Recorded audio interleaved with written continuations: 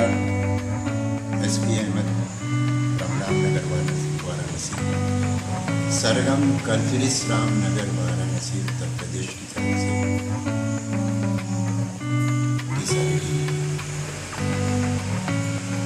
एक ऐसी दास्तान के साथ आज मैं रूबरू हो रहा हूँ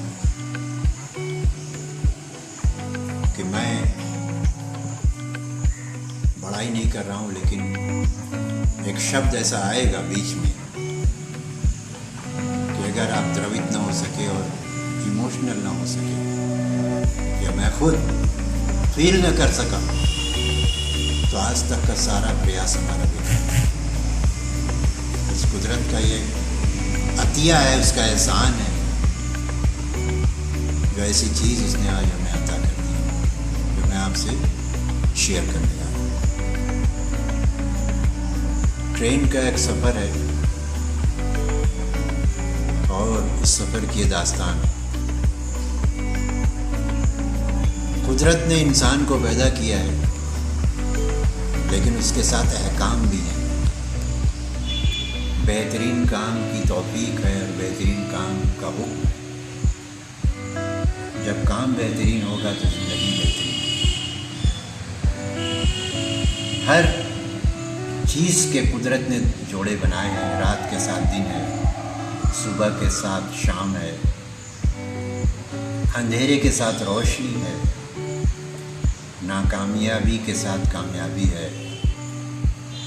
इसी तरह इंसान के साथ शैतान है। लेकिन इन दोनों के बीच की एक मखलूक है जो आज समाज में मजाक और तिरस्कार बनी हुई है। वो न मर्द हैं न औरत हैं। ये उन्हीं की कहानी है।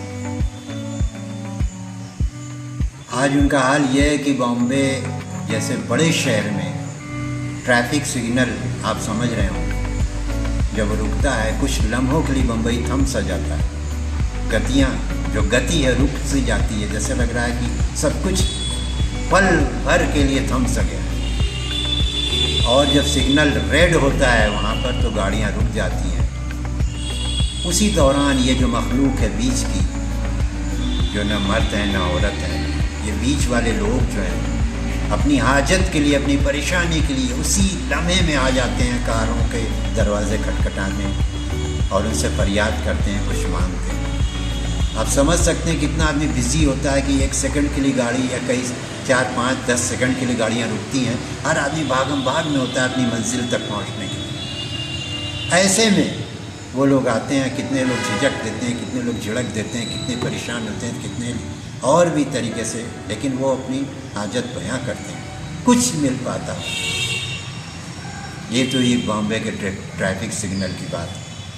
और अब हमारा यह ज़ाती तजुर्बा रहा है सफ़र का। ट्रेनों में ये लोग इंसानों से, ये भी एक इंसान है, अपनी हाजत पेश कर रहे हैं। ऐसे ही लखनऊ तक का सफ़र था और हमारे सीट के अगल बगल कुछ यंग्स बैठे हुए थे और ये लोग आ गए और अपनी परेशानियाँ, अपनी हाजत बयान करने लगे। अब जो यंग हैं उनके लिए तो मजाक की बात है, एंटरटेन हो रहे थे। सफ़र ऐसे ही एंटरटेन होता है उन लोगों के लिए। होते होते बात यहाँ तक आ गई कि वो बहुत ज़्यादा मजाक पे उतर आए। उनके हाव भाव ऐसे होते ही हैं। आप समझ रहे हो मैं क्या कह रहा हूँ? मैं किस मखलूक की बात कर रहा हूँ बखूबी आप समझ रहे होंगे। घरों में जब विलादत होती है, बच्चे बच्चियाँ पैदा होती हैं, तब भी ये लोग एक झुंड बनाकर आते हैं और गाते बजाते हैं और कुछ फरियाद करते हैं। साड़ी, कुछ चावल, आटे या कुछ जो भी हो, पैसे वो हक से मांगते हैं और दुआएं देते हैं। ये वही मखलूक है जिसकी मैं बात कर रहा हूँ। तो ये लोग, खैर बात वहीं पे फिर मैं आ रहा हूँ। और वो यंग जो है उनका मजाक उड़ाने लगे। मजाक यहाँ तक पहुँचा कि बात एकदम लबेबाम हो गई, हाथापाई की बात हो गई। तो जब ये लोग चलते हैं 4, 5, 6 के ग्रुप में या 2, 3 एक के ग्रुप में, तो इनका एक मुखिया भी होता है। कमसीन होते हैं, 20 के होते हैं, और जो मुखिया होता है 50, 55, 60 की एज का होता है। तो बहुत ज़्यादा जब मजाक हो गया, एक हद हो गई, बस अब मैं क्लाइमैक्स की तरफ आ रहा हूँ। तो उनका जो मुखिया था, वो जो बड़ा था उस ग्रुप का, वो आया और वो जो नौजवान मजाक कर रहे थे, इनकी लिहाड़ी ले रहे थे, इनको डोमिनेट कर रहे थे अपने शब्दों से, और भी एकदम नीचे तक तरीके से उनका जो शब्दों से इस्तेमाल उनका हो रहा था, वो बर्दाश्त के काबिल नहीं था। कहा भैया, बस यही बोला ये लफ्ज़ कि भैया एक बात पूछनी थी आपसे, एक बात पूछनी थी आपसे, बस इसका जवाब दे दें,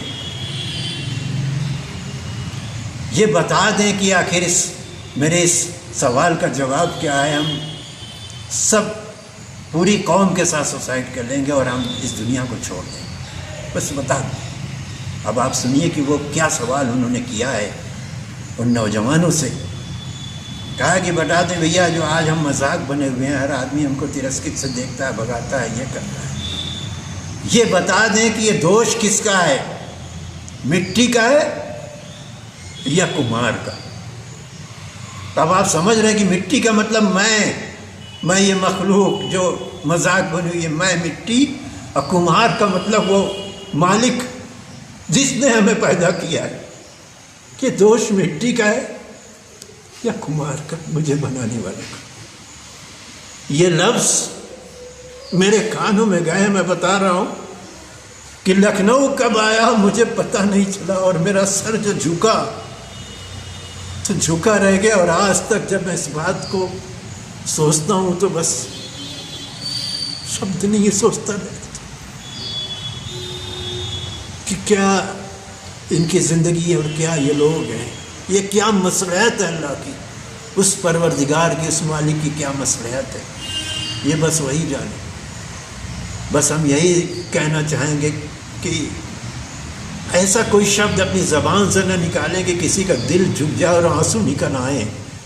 और जब आंसू निकल आएगा तो फिर आप बच नहीं पाएंगे, क्योंकि आंसू जब किसी मजलूम के निकलते हैं, तड़पने वाले के, तो अर्श हिलता है, और जब अर्श हिलता है तो फैसले खामोश होते हैं, और खामोश फैसले आपको पतन की तरफ ले जाते हैं, आप बच नहीं पाएंगे। इससे हमेशा परहेज करें। किसी का भी दिल आपके शब्दों से न झुके, न टूटे, तार तार न हो, इसका ख्याल रखें। मैं आगे कहने के अब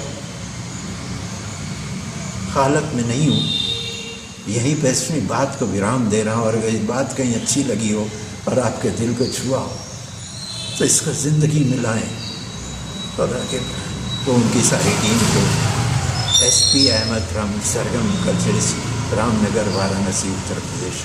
थैंक यू।